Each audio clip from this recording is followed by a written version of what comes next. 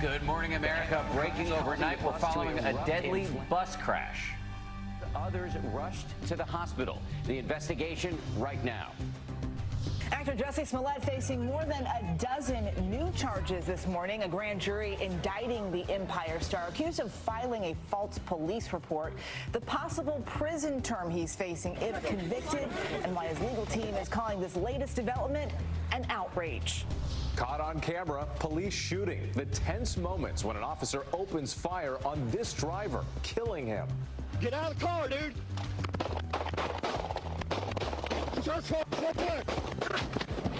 What his family's attorney and authorities are saying this morning. Stuck on the tracks, look at this, the terrifying moments for a driver. Her car trapped when the crossing gates went down. The escape just in the nick of time. And royal feminist, the Duchess of Sussex, talking female empowerment on International Women's Day. What she wants for her baby. Boy or girl, whatever it is, we hope that that's the case. Plus, how she handles being a social media target. Live from ABC News in New York, this is Good Morning America. Good morning, everyone. Let's get right to the breaking news. Overnight, a fatal crash involving a bus filled with middle schoolers. You can see the charred bus right there after it collided with a car on a highway in Oklahoma. One student killed. Many others rushed to the hospital. Now for the latest on this crash and the investigation into what went wrong here, let's go to ABC's Stephanie Ramos, who's in our Washington bureau. Stephanie, good morning. Guys, good morning. Such a tragic scene overnight. That middle school softball team was returning from a game when the crash happened last night. Authorities say their school bus and a car collided on this Oklahoma highway. One student was killed. Several others were injured. The two people in the car also died. Oklahoma Highway Patrol says this all started when the car was driving northbound and had passed another vehicle crossing into the southbound lanes where the bus was traveling. Police say the bus driver tried to avoid the car, both ultimately colliding. In all, 5 students and the bus driver were taken to the hospital, where authorities say they were treated and released. The students attend Konowa Junior High, which is about an hour outside of Oklahoma City. Their school principal tells us they are absolutely devastated. The cause of the crash remains under investigation. Guys, just a really tough time for that community. A disaster. Stephanie, thank you. We're going to move on now to Chicago, where the actor Jussie Smollett has just been indicted by a grand jury on 16 felony counts. The Empire star claimed he was the victim of a racist and homophobic attack. Prosecutors saying it was all staged. Now the star's legal team is fighting back. ABC's Ariel Reshef joins us this morning with the latest. Good morning, Ariel. Good morning to you, Eva. Jussie Smollett had already pleaded not guilty to 1 felony charge, but now that 16-count grand jury indictment casting added uncertainty on his future. Overnight, his defense attorney swinging back. This morning, mounting legal turmoil for actor Jussie Smollett, indicted by a Chicago grand jury on 16 felony counts, now facing 2 separate sets of charges for disorderly conduct and false police report, all stemming from Smollett's explosive claim back in January that he was viciously attacked by 2 masked assailants shouting homophobic and racial slurs. I'm an advocate. You do such a disservice when you lie about things like this. Who the would make something like this up or add something to it? In a second interview, Smollett also telling investigators the suspects chanted MAGA country, a reference to President Trump's Make America Great Again slogan. And now the 2 brothers who claim Smollett paid them to stage the assault, seen in Chicago for the first time since their interrogation. Their account, a seismic shift in the investigation. Authorities accusing the former Empire star of fabricating the entire incident. It's not the Chicago police saying he did something. It's the evidence, the facts, and the witnesses that are saying this. In each count of the sweeping indictment, jurors finding no reasonable ground for believing that such an offense had been committed. Smollett's lawyer, Mark Garagos, appearing on CNN Friday night, calling the indictment an outrage. I defy anybody to find any indictment anywhere where somebody has brought 16 counts for being a victim of a hate crime, basically. Smollett maintaining his innocence, but his future now far from clear. I have every reason to believe that his lawyer and the district attorneys will start talking about some kind of plea bargain that will allow him to avoid any jail time. A lot of legal experts saying the same thing. If Smollett is convicted, those indictments each carry up to 3 years in prison. He has not yet entered a plea on the latest charges. Smollett's attorney calling the indictment vindictive and nothing more than an attempt to make headlines. So clearly doubling down on the story. Almost tripling down now Yep. through his attorney. Garagos, of course, famous for representing Michael Jackson, Chris Brown, the list goes on, Scott Peterson. Ariel Reshef, thanks so much. We appreciate it. We do want to transition in Washington State. A man is in police custody after driving a stolen truck through a security gate of a naval base near Seattle. The incident prompting a lockdown at Naval Base Kitsap at Bangor, which houses the Navy's West Coast fleet of nuclear submarines. Police say the man was high on drugs and had his 5-year-old daughter with him when he stole the vehicle at knife point at a gas station and then went to the military base. Navy police rushing to the scene. They say there is no link to terrorism. This morning, dramatic, newly released video of a deadly police shooting. It shows an officer opening fire on a driver. The officer claimed that the driver hit him with his car. ABC's Lana Zach is on the story from our D.C. bureau. Lana, good morning to you. Good morning to you guys. The FBI is now investigating this deadly shooting, and I want to give a warning to our viewers. This video may be disturbing. Get out of the car! Get out of the car, dude!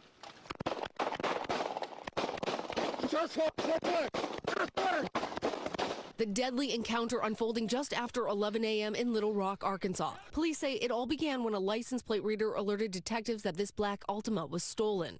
Watch as the Nissan pulls into this parking lot. Following right behind him, Officer Charles Starks. He demands that the driver gets out. Get out of the car. Dude, get out of the car.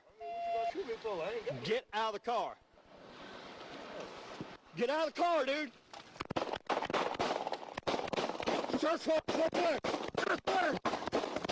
More police arrive. Passenger, he hit me.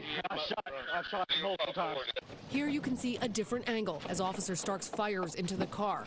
Investigators say the driver, 20-year-old Bradley Blackshire, died at the scene. Get in the car! Put your hands up! Put your hands up! Surveillance video nearby shows another angle. As the officer approaches the Altima, the driver appearing to strike him. A second officer speeding into the lot and ramming the Altima. Prosecutors are now reviewing the deadly incident. The FBI called to investigate if there was a civil rights violation. Officer Starks is white and Blackshire was black. We have released this video so that we can be accountable, clear, and transparent to the people of Little Rock. According to ABC affiliate KATV, police protocol in Little Rock requires officers to step out of the way of a moving vehicle instead of shooting at it, except to prevent death or serious injury. An attorney for the Blackshire family tells ABC that they believe that this video confirms that the officer, quote, employed an unreasonable and excessive amount of force. Dan? Lana, thank you. We're going to move on now to a federal judge who has ruled that the Trump administration may have to reunite thousands more children who were separated from their parents at the border.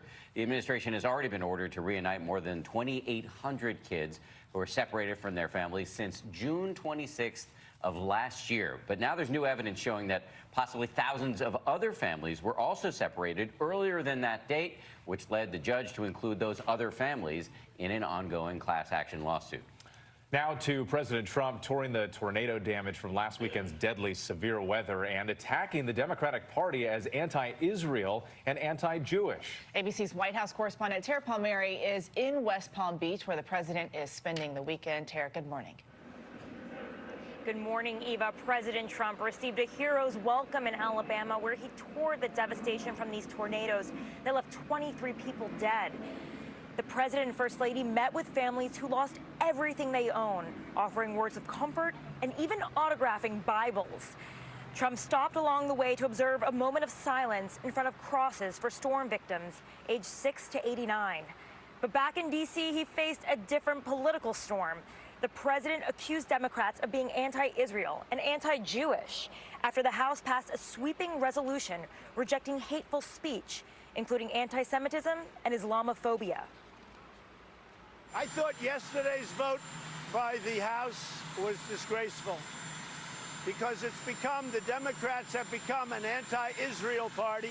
They've become an anti-Jewish party. And I thought that vote was a disgrace. And so does everybody else if you get an honest answer. The bill did not call out Democratic Congresswoman Omar by name, who sparked the debate on Capitol Hill with comments that promoted anti-Semitic stereotypes. There was a rift within the Democratic Party over how to condemn her remarks. All Democrats voted in favor of the bill, 23 Republicans opposed it, and 1 voted present. Dan? Thank you very much, Tara Palmieri. Let's talk more about this and go to Texas, where we find our ABC News chief political analyst, Matthew Dowd. Matthew, good morning. Critics argue that the president's accusations of anti-Semitism are rich and hypocritical here, given the fact that he's made some comments in the past that have been quite controversial, including that one about there being quote-unquote good people on both sides in Charlottesville after the white supremacist rally there. Nevertheless, is this potentially a potent line of attack on Democrats by accusing them of being anti-Semites? Well, Dan, as you know, I'm no rocket scientist, but I don't know if it's a good strategy for the president and the GOP to run on a platform of anti-Semitism, anti-racism, anti-sexism. As you say, the hypocrisy, it'd be a bit like Al Capone running on being anti-criminal in the course of this. So I don't think it's a good line of attack. I think we're going to move past. We'll obviously have more controversies next week. I don't think it's a good ground for the president to fight on. Yeah, in this news cycle, we may be on to something else quickly. But in the meanwhile, it is taking up a lot of airtime in Washington. And let me ask you specifically about the representative at the center of this. Tara was talking about her. Her name is Ilhan Omar, and she's a freshman congressman from Minnesota. She kicked off this furor by making comments that were widely panned as anti-Semitic. And now she's making news again by criticizing former President Obama, saying he, quote, got away with murder by hiding behind a pretty face. She was talking about his policies on detaining children at the border and also launching drone strikes overseas. So as the Democrats prepare to take on President Trump in the 2020 campaign, do you think this infighting we're seeing could be damaging? Well, I'll give the representative who's stepped in it a number of times a little advice that I try to apply, not always well to myself, which is think before you speak, and think standing for, before you say it, is it true, is it helpful, is it inspiring, is it necessary, and is it kind?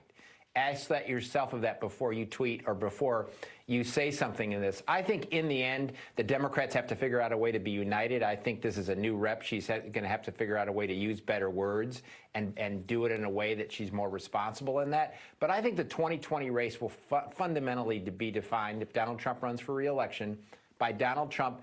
And the message and the vision of the Democratic Party will be defined not by a freshman representative or someone else, but by who the nominee of the Democratic Party is. That will define the two parties, Donald Trump on one side and whoever the nominee for the Democratic Party is on the other. But the Democrats need to be united, and I think all the Democrats understand that. And I would just say the representative, as I said, ought to think before she tweets or before she uses some words that she uses. Matthew Dowd reporting in from Texas. We always appreciate your analysis on a Saturday morning. Thank you, Matt. And who that nominee could be, anybody's guess. We have a growing list. More than a few candidates, right? I think so. Yeah. We do want to turn now to that explosive interview with R. Kelly, the R&B star denying allegations of sex abuse as the singer remains defiant. A new accuser coming forward saying Kelly abused her when she was 13.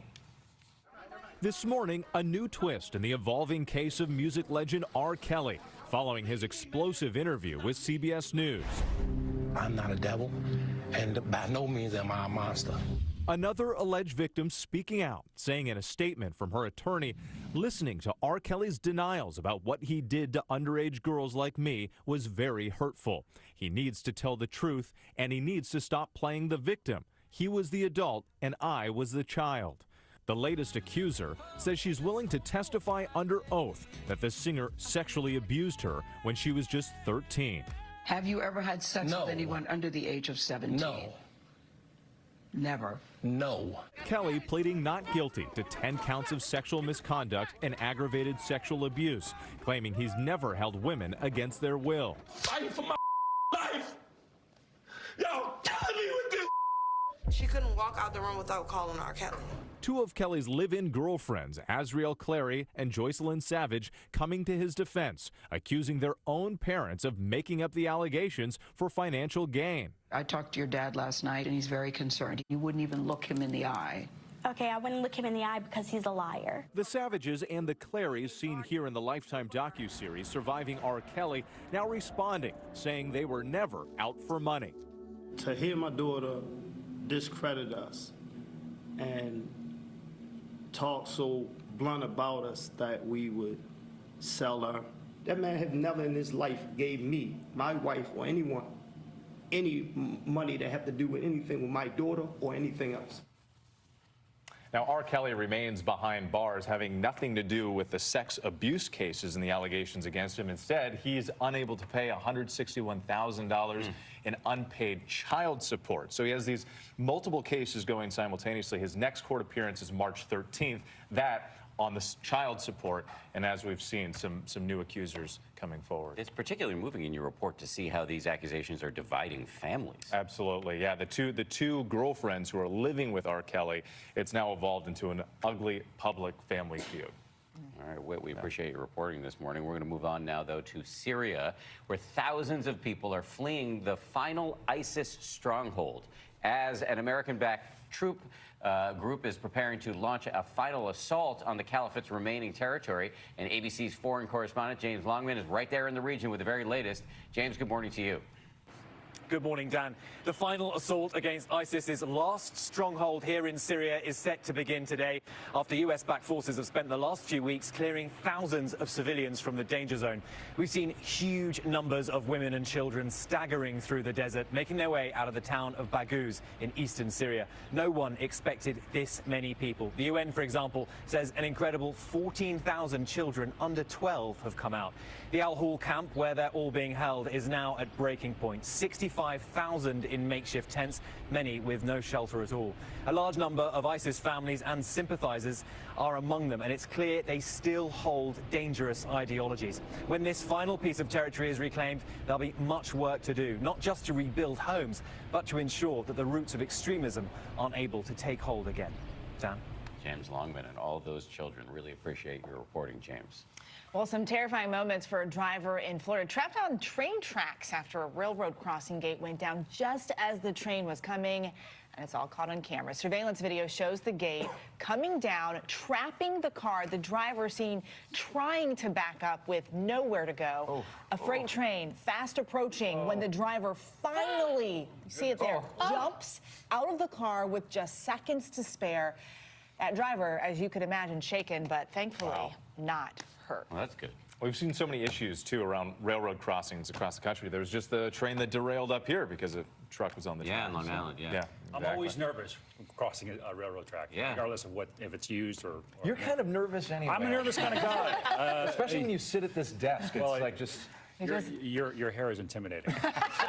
It's Lego hair. Snaps into place. And it's fantastic. All right, your hair couldn't withstand these winds. Check it out. When you shred the gnar in Colorado, they had the snow coming down sideways in Summit County and Eagle County. I-70 for a time closed down again because of accidents. Some of the higher terrain highways are seeing multiple snow slides and avalanches. So much snow this year, and it's great for skiing, but it's difficult to get to and from for sure. That powerful storm now getting into the plains, and we've got the snow component, we've got the wind component, we got the severe weather component already. Severe thunderstorm watches out that include Dallas. You're getting some rumbles of thunder this morning across the Red River, getting up through Joplin and central parts of Missouri. Look at this forecast radar lighting up later on this afternoon. Memphis and points eastward or towards Paducah and down I-40, likely going to see some thunderstorms that could produce tornadoes. Similar setup to last week. These will start in the afternoon during daylight hours, and we'll be tracking it for you. That's the latest weather-wise on national scale. Time now for your local forecast. Hello and good morning, Washington. Cloudy and a cool start to the weekend here. Temperatures, they should reach the mid-40s today. Rain, that will become likely overnight. Do not forget to spring forward 1 hour before going to bed tonight. Tomorrow, to start the day, not too bad. Temperatures in the 40s early, but into the mid-60s with some late day clearing. Hey, just a reminder here, sunsets tonight at 6:09, but it will be setting at 7:10 tomorrow evening. Not a bad way to round out the weekend. Truth be told, it's been a while since I worked across the desk from Diane Macedo, so I'm a little bit nervous because of that. Is it my hair that's intimidating? No, yours You know what I would give to have Whit's hair? Come on, I can't figure out. Look, he was great. All right, you know who else has great hair? The Duchess of Sussex, and she also has a new gig now as the Vice President of the Queen's Commonwealth Trust.